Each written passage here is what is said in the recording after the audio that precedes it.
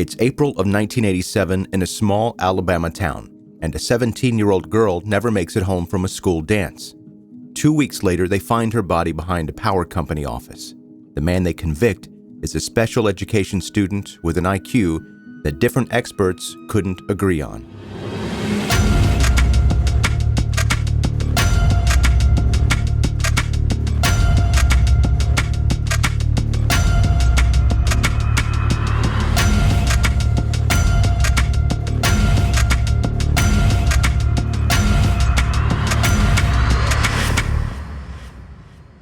Okay, so picture a small town. It's called York, Alabama, sitting down in Sumter County, right up against the Mississippi line. It's 1987, and the high school is basically the center of the universe there. There's no group chat, no texting your friends to see where the party's at. If something happens, you find out because somebody told you, who told somebody else, who told somebody else. You get what I'm saying. And by Monday, the whole school knows anyway. One of the bigger nights on the calendar that spring was a Greek show, followed by a dance at Sumter County High School. Patricia Ann Hannah, 17 years old, was there, and afterward she did something completely unremarkable. She waited for a ride home. That's it. No warning signs, no strange cars circling the parking lot that anyone remembers, nothing that would have made a single person that night think twice. She was just a teenager at a school dance, waiting to go home like she'd probably done a dozen times before. And then she was gone. Nobody knew anything for 2 full weeks. Nobody knew where she was, what happened to her, and in a town where everybody knows everybody, that silence has to feel kind of unbearable because usually somebody's seen something, somebody's heard something. This time, crickets. Then her body was found in a wooded area behind an Alabama power office. She'd been out there long enough that identifying her was not simple. They had to use dental records to confirm that it was her. Her clothing had also been partially removed. Whatever happened to her happened somewhere quiet, somewhere nobody was watching, and it happened fast enough that there wasn't a trail of witnesses leading right up to an answer. And here's where the story takes a turn that a lot of true crime cases don't take. The person police eventually zeroed in on wasn't a drifter passing through, wasn't a stranger with a record. It was another kid from the very same high school. His name was Shelton Jerome Holloway, and he was a special education student. Court records from this era used the phrase trainable mentally retarded to describe him, which sounds extremely jarring now, but that was the actual clinical classification that schools used back then, from a world that talked about intellectual disability very differently than we do today. On the night that Hannah disappeared, Holloway had been drinking, and he'd been in some kind of altercation. Neither one of those things point to murder itself. Teenagers drink. Teenagers get into scuffles. That's just a typical Friday night in a lot of small towns. But it was enough to put his name into a pool of students investigators were wanting to talk to. And Holloway wasn't dodging the police. At certain points, he actually walked into the station on his own to try to talk to them. That's not typically what somebody that's trying to hide something would do. One of those conversations got recorded on videotape. According to the court record, that particular interview was meant to clear up statements Holloway had made earlier, almost like police were trying to sort out inconsistencies rather than close in on a confession. But a later interview is where everything shifted. Holloway had initially denied being involved in anything. Then, on tape, after waiving his Miranda rights, he confessed. Think about how much weight that single tape ended up carrying. This wasn't a case built on fingerprints or blood evidence or eyewitnesses who saw the crime happen. It was built almost entirely on a young man's own recorded words.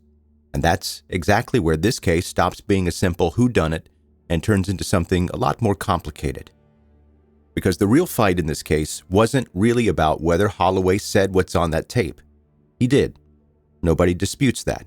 The fight was over whether he actually understood what he was agreeing to when he waived those rights. Defense experts evaluated him and found a very low IQ, with one report putting him at around an IQ of 55, and testimony describing him as functioning at roughly a first-grade level, both socially and academically. State experts came back with a very different picture, testing him in the high 60s, which falls into the borderline to mild range of intellectual disability. Meaning 2 sets of professionals looked at the same young man and walked away with wildly different conclusions. And it gets messier from there.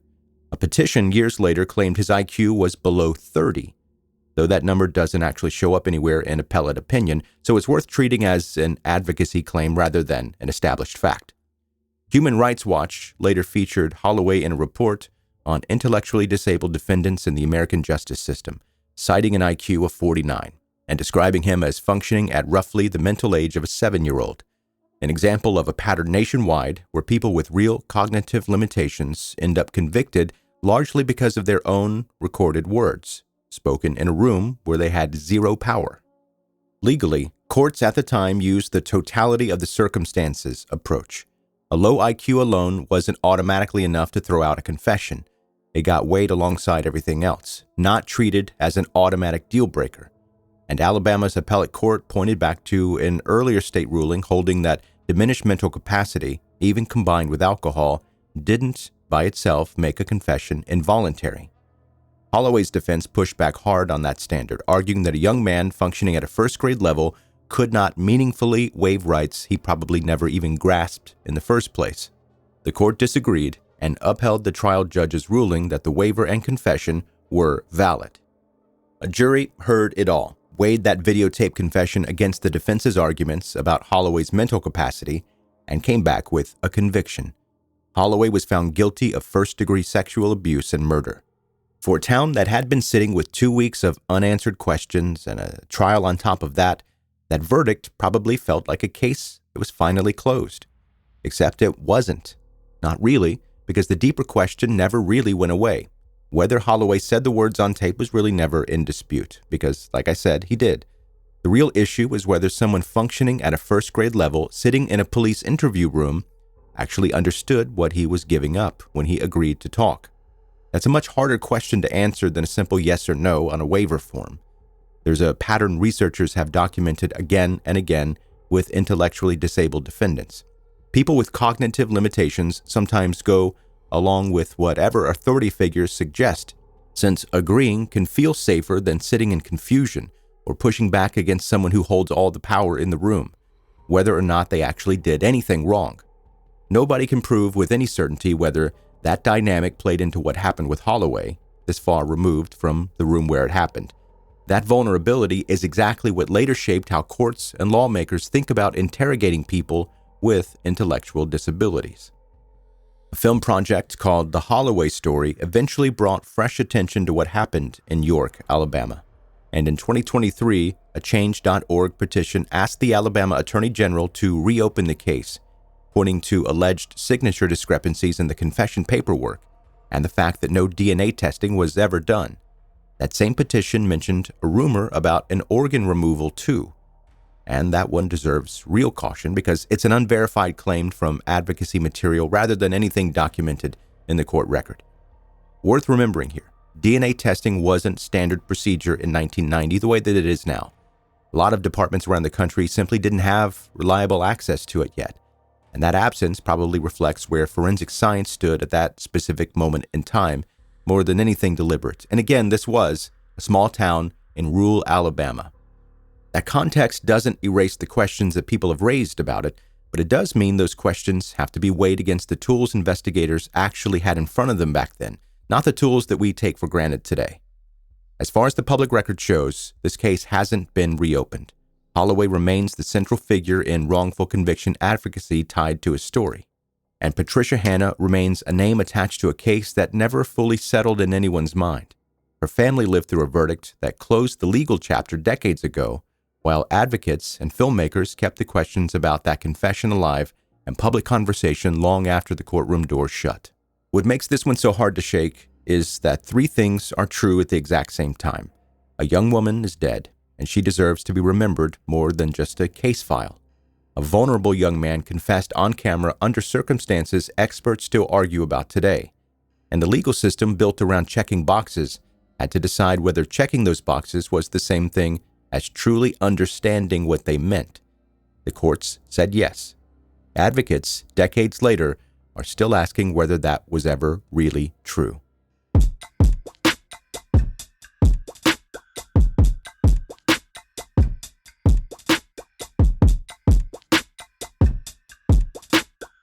Thanks for listening to 10-Minute Murder, bingeable true crime stories. I'm Joe, I'm the host, and here's an email. Subject, okay, but seriously, what's your opinion on this? Joe, I'm going to ask you something that has nothing to do with murder, and I apologize in advance. My friend group has been arguing for 2 weeks about whether a hot dog is a sandwich. I said we should ask a neutral third party, and my friend Devin said, who, like the murder guy? And I said, yes, actually, the murder guy, because he explains things for a living. I don't know if I like being called the murder guy, but okay. So here it is, hot dog, sandwich, or no? While I've got you, I've been thinking about starting a podcast about local history in my area. Nothing crazy, but stories about the old mill and stuff. Is starting a podcast in 2026 a terrible idea, or is there still room? Be honest with me, I can take it. Love the show. My commute is 14 minutes, so your episodes are almost exactly right. Tyler in Lincoln, Nebraska. Tyler, I'll tell you, let me start with the podcast thing. Yeah, absolutely. Having a podcast is not always about how many listeners you have. Well, it depends on what your goal for it is. If you want to earn a healthy income, then yeah, you're going to need a bunch of listeners. But if it's just to do as a hobby, as your friends and your family and your community to have something to listen to, which I think if you're doing a local history podcast, that would be interesting to the people local in that area or people thinking about traveling to that area. That would be something cool. You're not going to have millions of listeners to that, most likely. I mean, I could be wrong, but it's not about that always. It's not about how many listeners you have. So I say go for it. And the hot dog thing, sandwich or not, I'm going to say that a hot dog is a sandwich. I know that's going to be a controversial thing, and I don't mean to shake up anyone's worldviews on things, but a hot dog is a sandwich.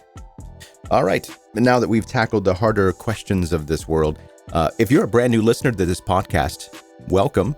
Get comfortable. Make sure you hit subscribe wherever you're listening. Go to 10minutemurder.com to catch up on everything that you're missing with the podcast, including links to social media, and also email me there. If you love the show, been an OG listener for a long time, I love you. Please keep sharing it with your friends and your family because sharing this podcast is what helps it grow. And that's going to do it. That's your episode for today. Thank you again for listening to 10 Minute Murder. See you next time.